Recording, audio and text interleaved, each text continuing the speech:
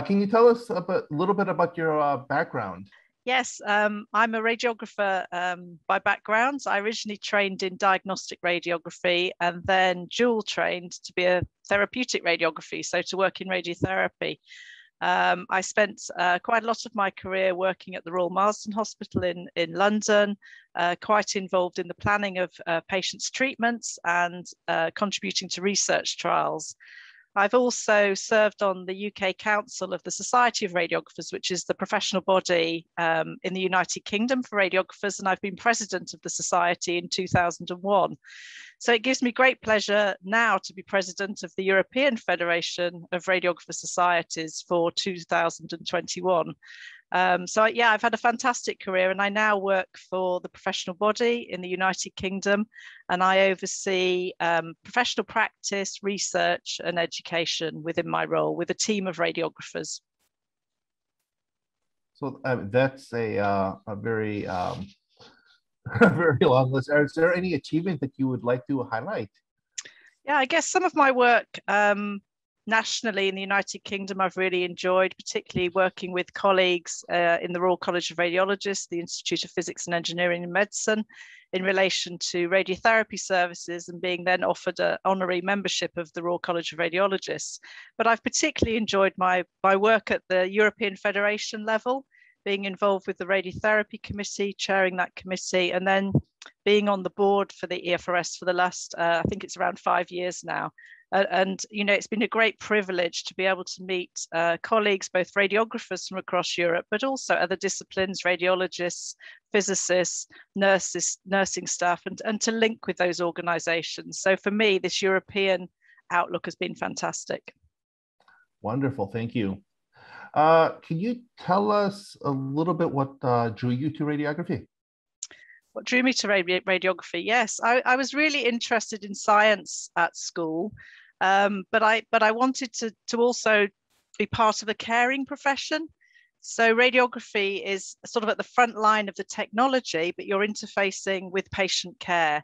And so those aspects really appealed to me. You know, the scientific knowledge of how X-rays are produced, how the equipment works, but then also explaining all of that process to the patient and caring for the patient during that investigation. And it just appealed to me. I went to visit a hospital when I was probably in about 17. I had an X-ray of my wrist when I'd broken it, and I thought, oh gosh, this looks really interesting. So I spoke to the radiographer and learned a little bit more about the profession, and that really attracted me into it. Thank you. Well, as the president of EFRS, can you tell us a little bit more about the role of EFRS and what needs are now facing radiographers that EFRS can address? So the role of the European Federation of Radiography Societies is to represent radiographers working in medical imaging, in nuclear medicine and radiotherapy. So all the areas of practice for the radiographers. Fantastic organization. It's an umbrella organization which supports and does work over and above that of the individual national societies. We also have an educational wing and work very closely with universities who provide the radiography education across Europe. So some of the work that we're trying to progress is to bring the radiography profession to the same level of entry level, so at degree level, but we're also trying to support the development of the profession to work at advanced level and at doctoral level as well. So education is a really key part of our work. The other work is around, I guess, improving services for patients, you know, really important.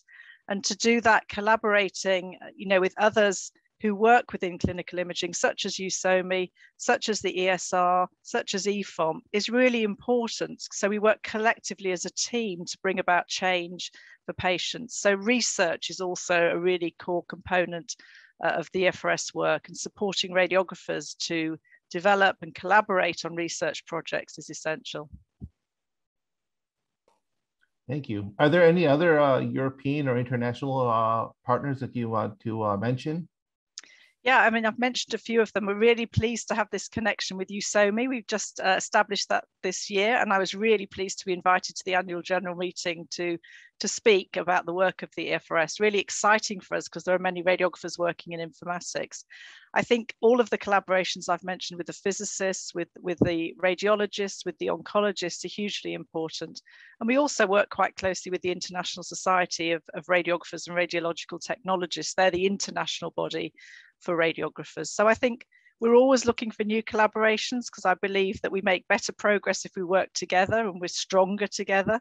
So yeah, really pleased and happy to have the USOMI connection this year. Can you describe better the partnership between USOMI and EFRS? Yeah, it's been a really nice partnership to set up. We set up a memorandum of understanding this year. We promoted that widely across our member organisations. I think we have some shared goals, which is around improving education and training for the profession, and also providing CPD opportunities for radiographers. So some of the things that we've talked about are setting up an informatics committee for radiographers, running some joint webinars. We've had a really fantastic webinar series through the EFRS, and it's amazing since the pandemic, the number of people who want to come online to learn. And so I think we look forward to some collaborations on a series of webinars with USOMI. We've got a joint conference session coming up at ECR in 2022 with USOMI, which is again another opportunity to sort of promote our collaboration and to talk about informatics for radiographers. So those joint sessions really important. And then I think there's the importance, I talked about education being a priority for the EFRS, and working with USOMI to sort of develop education and training standards in informatics, you know, would offer a huge opportunity for our profession and support the development of services for patients. And then we've sort of touched on, you know, could we set up a European diploma in informatics following the education and training? And then I think, referring back to one of our other priorities within the EFRS, is around research, developing the evidence base. And we know that practice is changing, the impact of artificial intelligence, new technologies. So we need to research. And if we can collaborate together with colleagues, I think that will be hugely powerful with USOMI. And then I think we've got an opportunity to really inform and influence European policy development together as organisations. So you know, lots of different opportunities within that, and I'm sure there'll be many more. They're just our initial sort of discussions that we've had and shared, and we're both signed up, both organisations are signed up to that. So yeah, very exciting. Thank you. As far as influencing policy decisions, could you expand on that a little bit? Yeah, I guess some of it's around sort of education and training. And we've done work in setting the European benchmark standards for the profession in Europe to allow the free movement of labour. So if we can develop sort of an informatics diploma that can be invested in by perhaps at the European level, recognised at the European level, then it almost becomes a passport to different roles in different countries across Europe. And I think some of the other opportunities we have are, I think we're all struggling across the world and in Europe with workforce.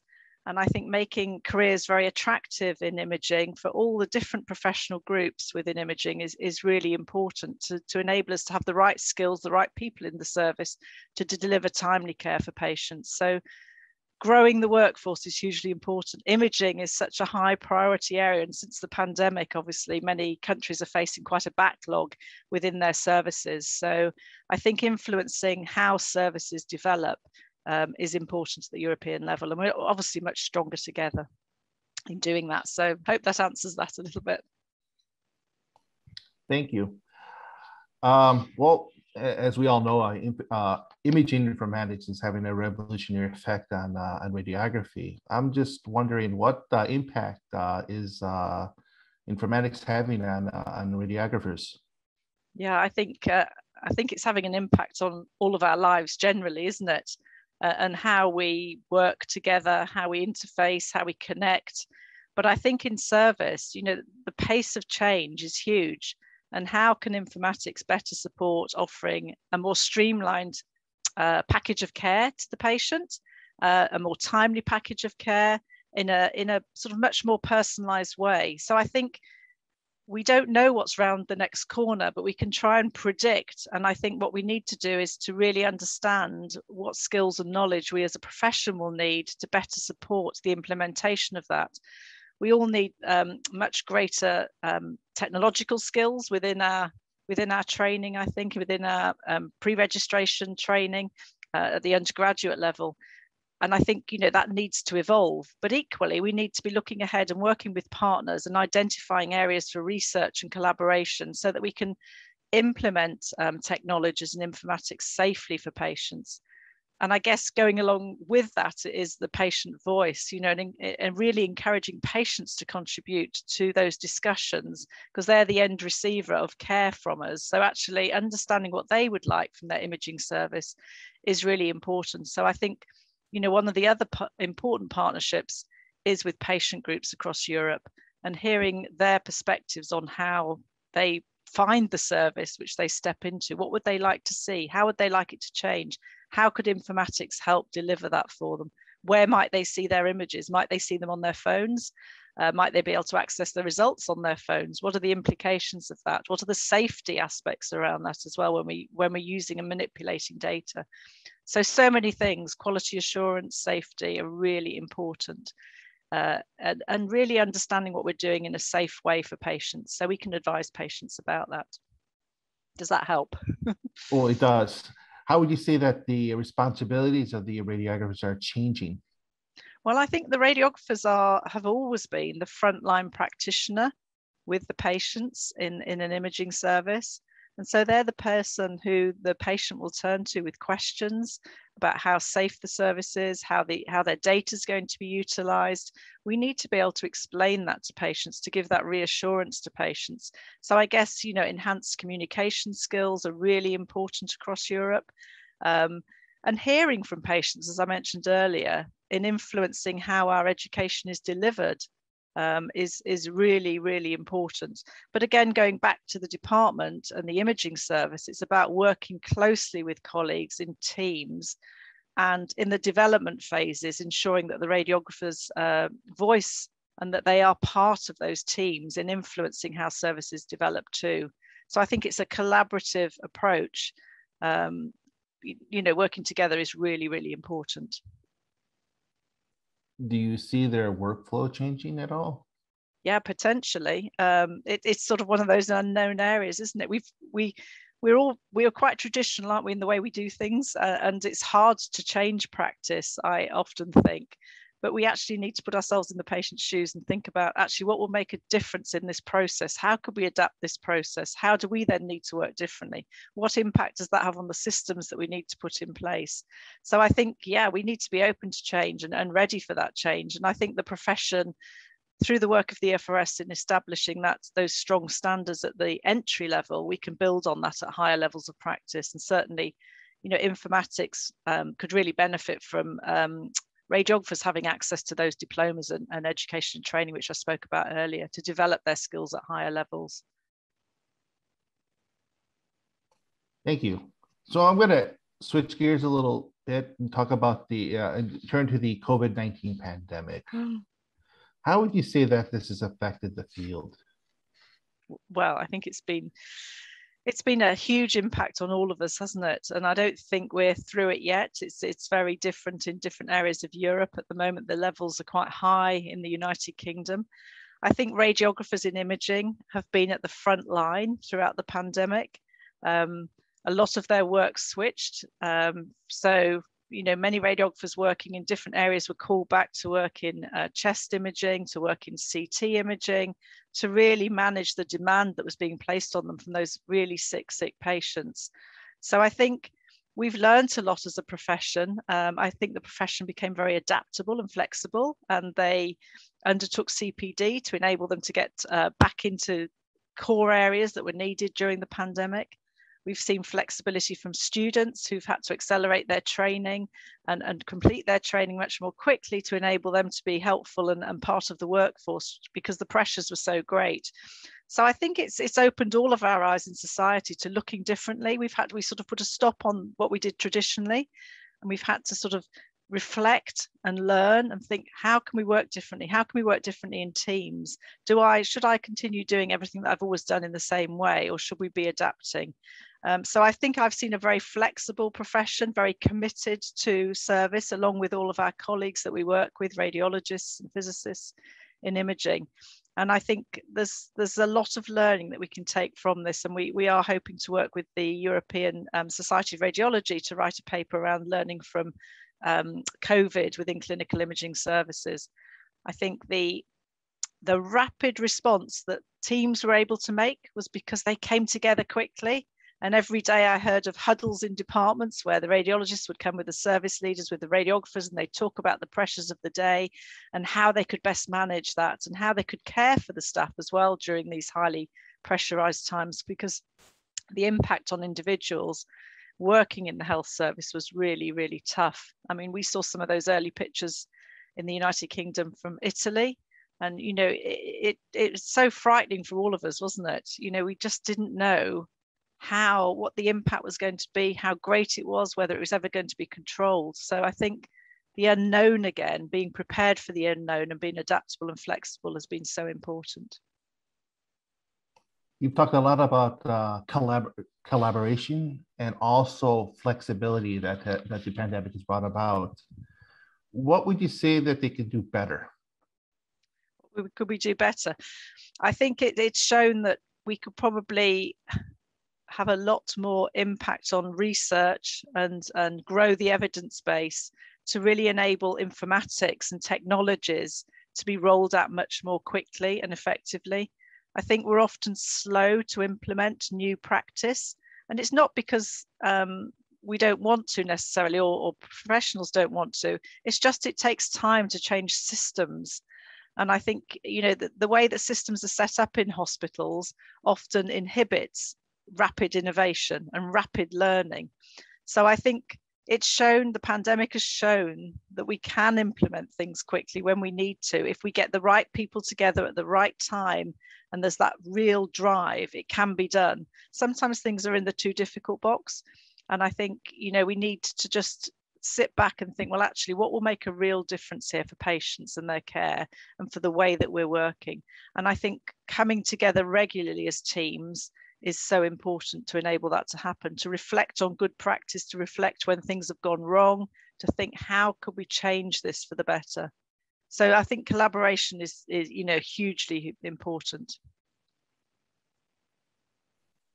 So how would you say that informatics can help teams get together and collaborate better? Well, on many, many ways. I mean, I think even the rapid use of online meetings, just as we're doing here, you know, technology is fantastic, isn't it? It enables us to connect much more quickly and collaborate with people around the world, and to share experiences. Before we'd have traveled, it would have taken time, and you know, the focus is so great that I think it's enabled that. So technology enables better collaboration, much more rapid sharing of information. But I'm sure equally in imaging departments, there's much more that we can do with the capabilities of modern informatics and how we implement that and how we influence industry within our field to really research and work with us as professionals to develop those technologies in a way that are very patient-centered, but deliver what we would like from the kit is hugely important. So again, I suppose that collaboration with industry, which I haven't touched on yet, is really important when you're talking about technology, artificial intelligence, and new equipment in services. And having that user input into that development is important too. How would you get, so as far as the collaboration with industry, how would you pursue that, and how would you get them to become more involved? Well, I think part of it is there's a European organisation. We work quite closely and have links with the European organisation, but I think it's through often face-to-face meetings where you can actually meet with industry partners to talk with them about how their equipment's developing. But I think if you can do that at a European level, that's quite powerful. And I guess having the evidence base of what you're trying to achieve and then talking to industry about how that might be able to be achieved through the development of their technologies is hugely important. But I think we can't work in silos. We've got to work together. And so I think, you know, encouraging and demonstrating the benefits that could bring for everybody is one of the ways of trying to achieve that. European and worldwide, really, because imaging is core to every single pathway in a hospital. You know, most patients in life will have, or most people in life will have had an imaging examination at some point in their life. So, you know, we need to adapt, we need to develop, we need to bring imaging where we can closer to the patient, cut down on the number of steps and journeys for patients in their imaging journey. So really to deliver the best outcomes for the patient. And I guess as imaging data, the processing of imaging data gets faster and faster, we can gather so much more information so quickly. I mean, when I started training, you know, a brain CT scan, probably this was looking in the early 80s, took 1 hour to complete. And the slices, you know, the CT slices were 1 centimeter apart. And now, you know, now look at what we can achieve in fractions of time, and lots of different data manipulated in different ways, which is, you know, just so powerful. So what does the future hold? How can artificial intelligence help us interpret data, help us manage data alongside our professional roles?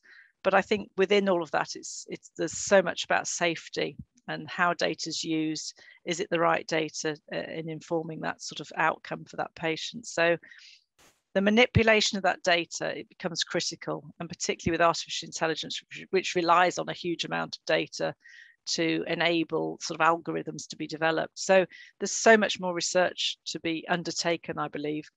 But that's why the collaboration with industry is important, and new industry partners as well. You know, we're seeing many more startup companies, aren't we, with in relation to AI and informatics, and linking with those is important as well. Is EFRS playing any direct role in helping companies gather the right evidence they need in order to develop their products? We're not at the moment, but actually it's on our sort of priority list. We've been discussing how best we can engage with industry in relation to achieving that. Of course, as end users of the equipment, you know, our voice is quite strong, but we need to find those opportunities to really enable the growth in that area. And I think, you know, attending ECR the last time I was there, you know, the number of new companies that are starting up in relation to AI is massive, isn't it? So I think one of the things that we're really trying to do, we've just set up a research committee. We have lots of requests for collaboration in relation to research studies across Europe.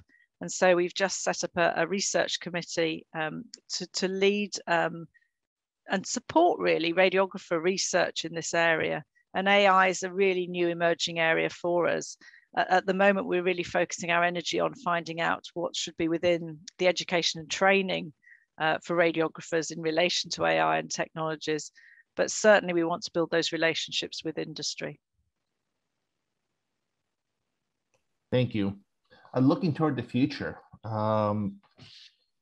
what new directions do you expect the field to take within the next 5 years? Yeah, well, we're doing a big piece of work within the EFRS, looking at the future, because we know it's going to be so different to today. So we've been doing some research, Delphi research, with a leading research group. And we've taken sort of stakes from, or taken intelligence from across the international field of radiography to really define what we think the practice standards are for research, for education and professional practice, and how our role needs to adapt and change. So we're waiting for the outcomes of this research. We're hoping to present it at our AGM next week, but we've been through quite a lot of iterations through Delphi methodology. And then we hope to publish this research, which will then help inform our national societies and educational institutions to deliver their education and training to enable the profession to be established and fit for the future. But certainly AI and technology use need to be in there. But together with personalized medicine, and how we care for patients across pathways. And if technology enables so much, our role has to change so that we're working alongside the technology. We shouldn't be afraid of it, but we should understand it. So I think the science base within our profession is going to need to continue to grow. There's a lot of science within there already, but I think we need to continue to grow that. So I think exciting times. We're doing this piece of work. We're waiting for the outcomes, and we do hope to publish early in the new year. And then that will be the start. We'll need to promote that work to really enable our sort of members to adopt that and work towards those standards. So regarding personalized medicine, I'm just wondering out loud how the imaging informatics field is addressing that, and how is it pushing it forward? I think some of it's around, I know that industry now, so if you went and had an imaging examination, could I automatically get the results without having to, maybe go back to the radiologist, maybe go back to my GP? Could I automatically access that information? Can I go to a centre where all of my imaging could be done in one go very efficiently, rather than going to, say, CT, maybe MR, maybe go for a chest x-ray? How that's collated together with other diagnostic information, your genetic profile, is really what, as a member of the public, we want, don't we? If we have something wrong with us, we want to know immediately really what that is. But at the moment, the system takes us through various steps, doesn't it? We go through imaging, we might go through genetic testing, we might have blood tests, we might have heart monitoring.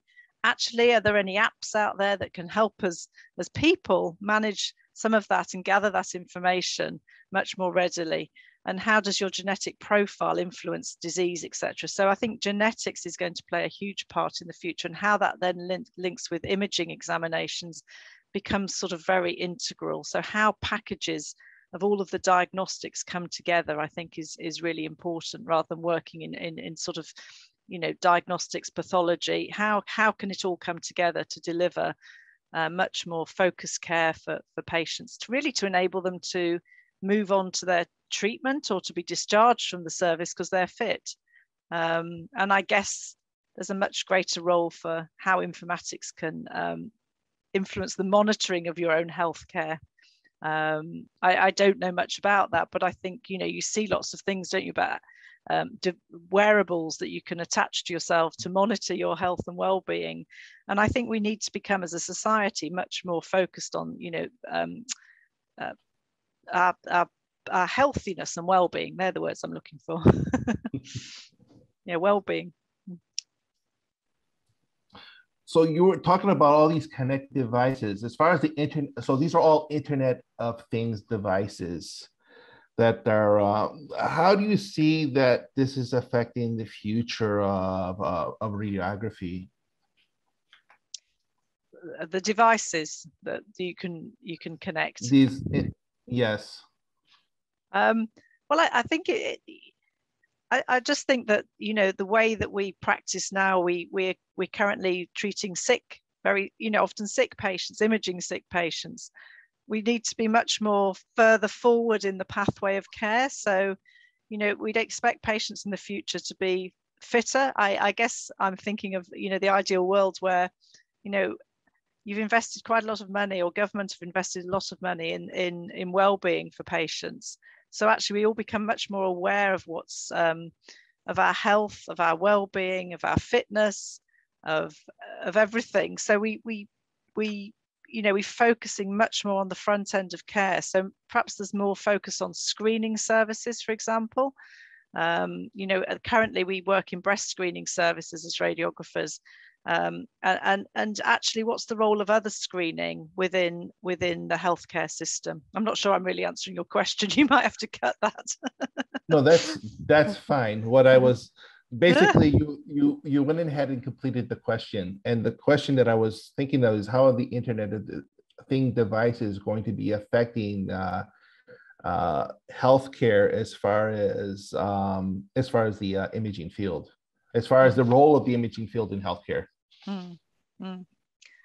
Well, I think imaging services will change, and the demand on imaging services may also be impacted. There may be less need for imaging services way into the future as genetic profiling is undertaken, becomes more predominant.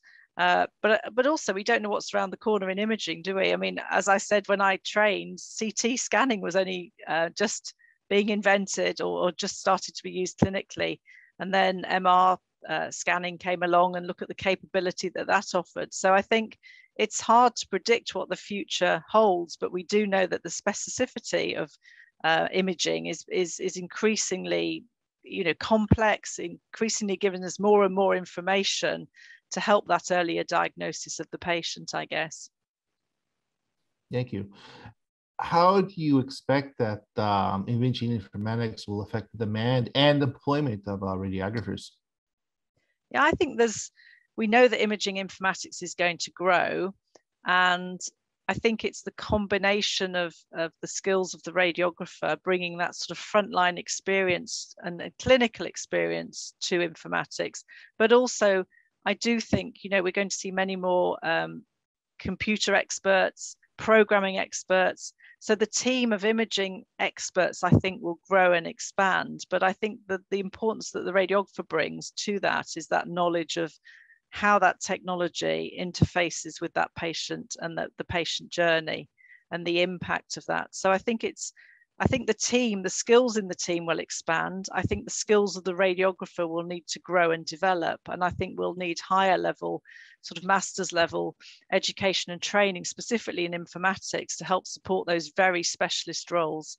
So there'll be people who are very general, who understand about informatics and are delivering certain aspects of care. But then I think in departments, you'll see greater expertise and higher level skills within services to really enable the safe implementation of informatics in a service. So I think different levels of skills, I guess, in answer to your question. So would you say the outlook is bright then? Oh, I would. The outlook is definitely bright. But we need to adapt. We need to change.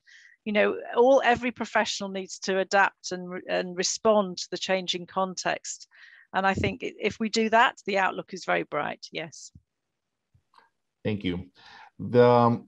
So we're talking about the education for radiographers and what you were considering, what should a radiographer know and what should not be part of the curriculum.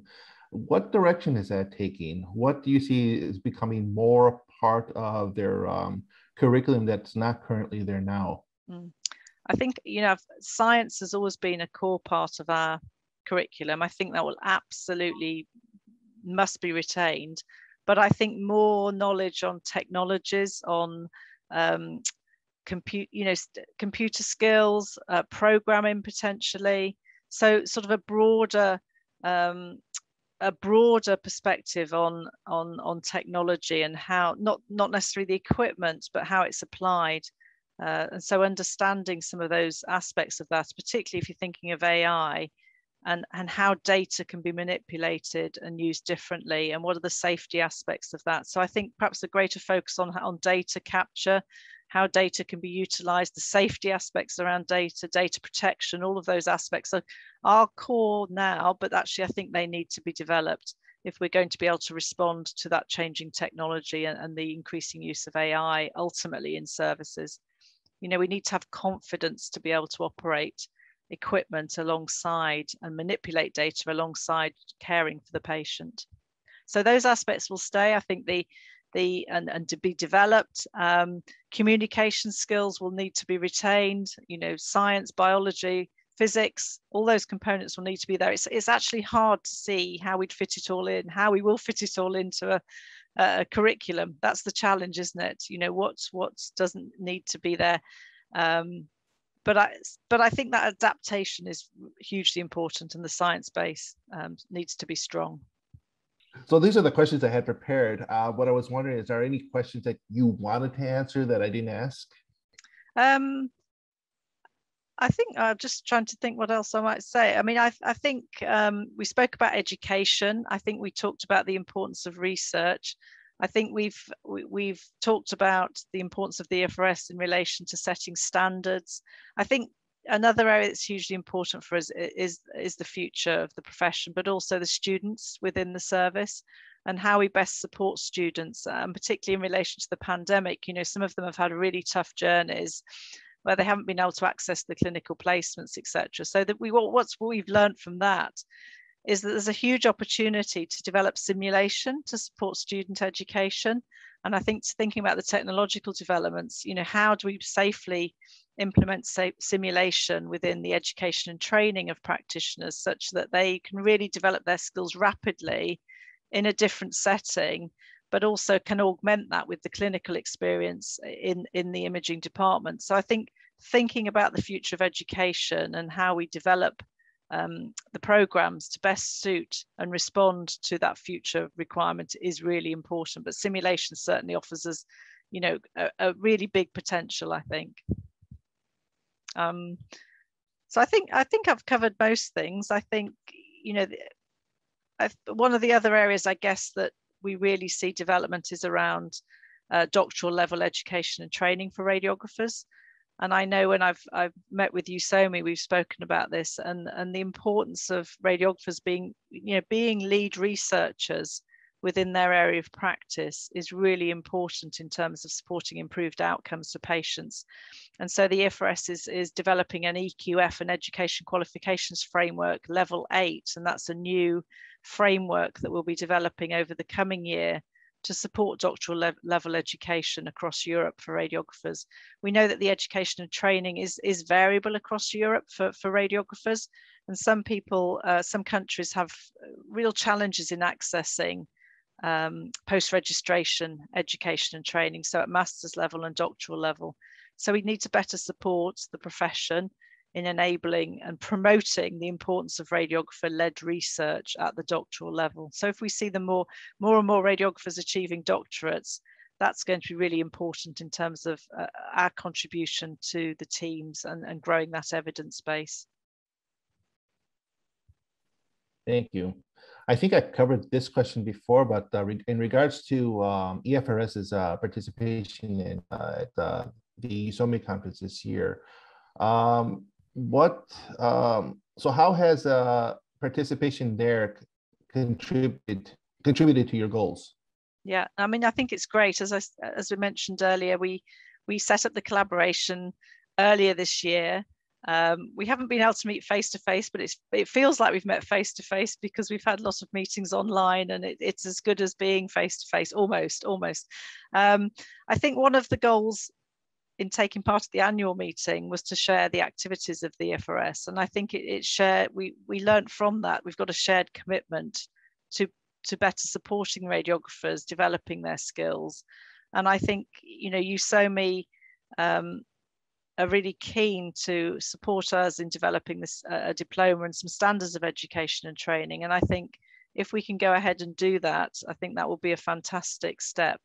And I was learning at that conference about the international organization that's providing education and training at a sort of multi-professional level. And it sounded such a fantastic opportunity for Europe to develop a similar model. So I think if we could work towards those, firstly developing the education and training standards for those higher level of practice radiographers working in informatics, and then potentially thinking, well, could we set up a European diploma? That would be brilliant. So really look forward to that. But I think part of it is just being able to share different perspectives as well, on where the challenges are and where the opportunities are, and then thinking about how we can work together to enable those changes and those developments to happen. So I see it, it's a really exciting opportunity, and it was great to be involved at the annual meeting in the Q&A. I think, we could have spoken for probably another hour within the Q&A. So, it's really nice to be able to meet with different professional groups that you work with clinically, but actually at the national level, European level, great to be able to collaborate.